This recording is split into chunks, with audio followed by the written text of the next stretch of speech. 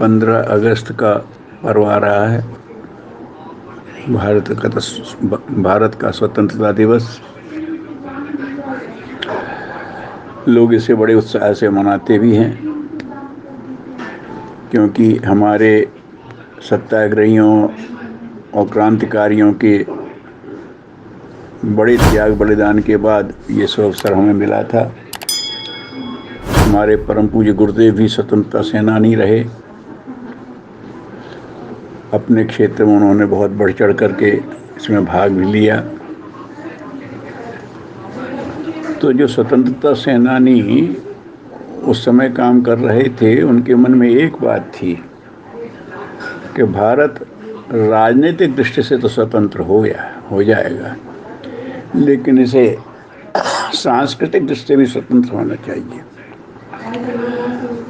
अंग्रेजों ने एक कुचक्र रचा था कि भारतीयों को ये कह दें तुम्हें कुछ नहीं आता, हमने तुम पे मेहरबानी की है, हमने आके तुम्हें सभ्यता सिखाई है, इत्यादि इत्यादि। जबकि सच बात ये है कि वो लोग ढूंढते हुए आए थे सोने की चिड़िया, वो लोग ढूंढते आए थे ज्ञान की खदान, और यहाँ आकर के ईस्ट इंडिया कंपनी के माध्यम से उन्होंने काम शुरू किया।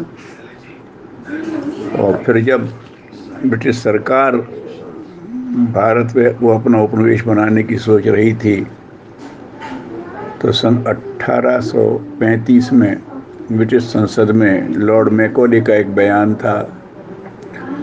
उन्होंने ये कहा था कि मैं पूरे देश में घूमा हूँ, इस देश का मॉरल बहुत ऊंचा है, इसकी सांस्कृतिक विरासत बहुत ऊंची है, उसके रहते आप इन्हें गुलाम नहीं बना सकते।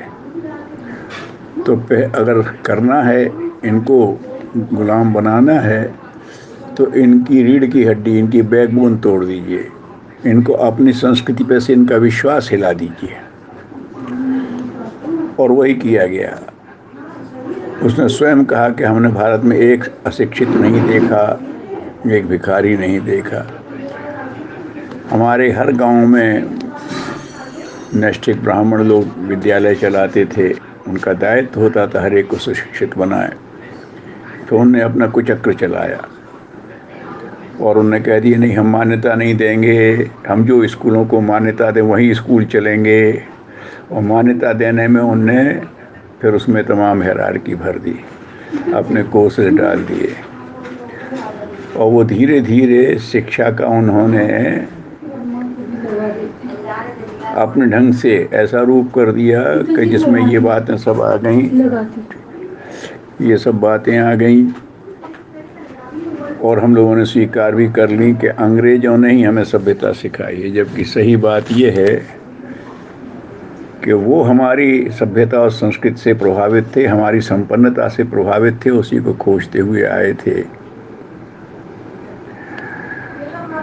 और ये बात हमारे मन में ऐसी घुस गई कि वो हम उससे अभी तक निकल नहीं पा रहे हैं।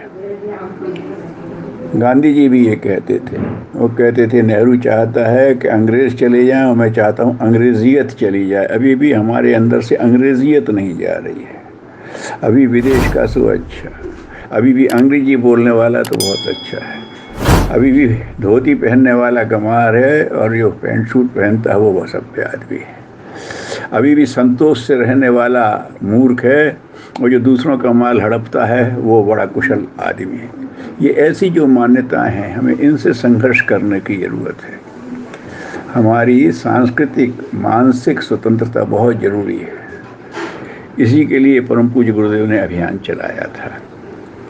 और सब लोगों को इस दृष्टि से सोचना ये कि अपना रहन सहन खान पान हमारी भारतीय संस्कृति के अनुरूप हो, उसका हमें गौरव अनुभव हो।